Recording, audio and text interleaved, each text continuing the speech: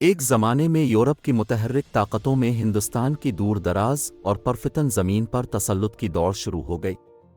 ये 18वीं सदी थी, एक ऐसा दौर जब यूरोपी ताकतों ने अपने इलाकों को फैलाने और अपनी सरहदों से बाहर असर व रसूख बढ़ाने की कोशिश शुरू की।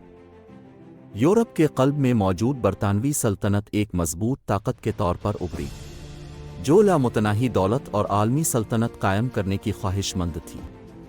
बरसगीर की बेपनाह दौलत और तिजारती मौक़े पर नज़रें जमाए उनका आला बहरी बीड़ा हिंदुस्तान आ पहुँचा।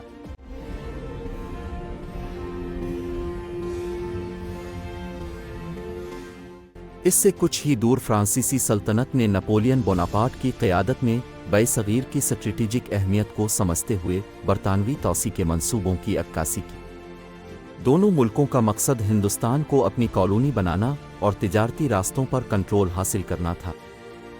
दीगर यूरोपी मुल्कों जैसा कि पुर्तगाल, डच और स्पेन ने भी इसी मकसद के लिए बरसगीर का रुख किया और सिफारतकारी, फौजी ताकत और नाजायज़ हथकंडों को बरोए कार लाते हुए बालादस्ती हासिल करना चाहिए। लेकिन सिर्फ बरतानिया को इसमें खातिर खा कामयाबी मिली।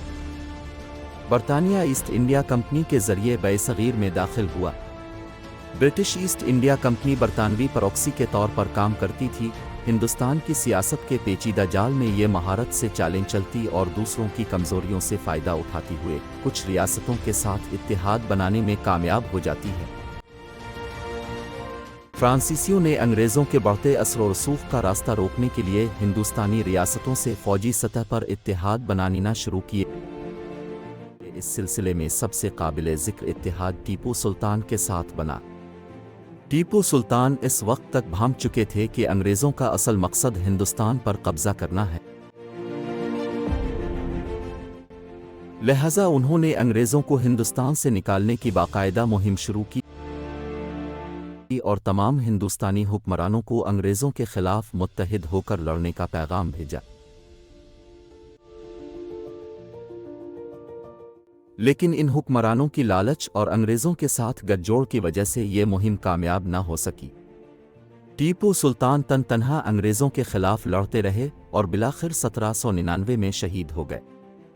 टीपू सुल्तान की शहादत के बाद बज़ाहिर हिंदुस्तान पर कब्ज़े में अब कोई रुकावट बाकी नहीं थी। जैसे जैसे 18वीं सदी करीब आ रही थी, अंग्रेज़ हिंदुस्तान में एक मजबूत क़ुव्वत के तौर पर उभर रहे थे। तिजारती रास्तों, अहम बंदरगाहों और बासर हुक्मरानों पर उनके कंट्रोल ने इस सरजमीन पर अपनी गिरफ्त मजबूत कर ली थी।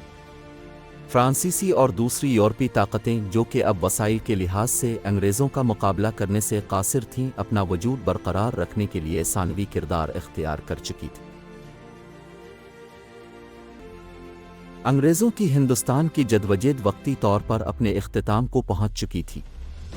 उन्होंने हिंदुस्तान में एक वसी नौआबादियाती सल्तनत के क़याम का मकसद हासिल कर लिया था, जिसने कई दहाइयों की बरतानवी हुकूमत की बुनियाद रखी। लेकिन उन्हें नहीं मालूम था कि टीपू सुल्तान की शहादत के 58 बरस बाद आज़ादी के मतवाले एक बार फिर उठ खड़े होंगे और अंग्रेज़ों पर हिंदुस्तान की ज़मीन तंग कर दी जाएगी। ये जंग टीपू सुल्तान से लड़ी जाने वाली जंग से भारी होगी और गद्दार भी बाआसानी मुयस्सर नहीं होंगे। तारीख़ इस जंग को 1857 की आज़ादी की जंग के नाम से याद करती है और यही जंग हमारा मौजू बहस है। वीडियो की इस सीरीज़ में हम आपको बताएंगे कि ये जंग क्यों हुई, उसका मंसूबा साज कौन था और उन हीरोज़ के क्या नाम थे जिन्होंने इसमें कारहाय नुमायां अंजाम दिए। और उसके साथ साथ बात करेंगे कि हर कदम फूंक कर रखने वाली बरतानवी हुकूमत को इस जंग का सामना क्यों करना पड़ा। लेकिन इसके लिए हमारे चैनल को सब्सक्राइब करें और इंतज़ार करें अगली किस्त का।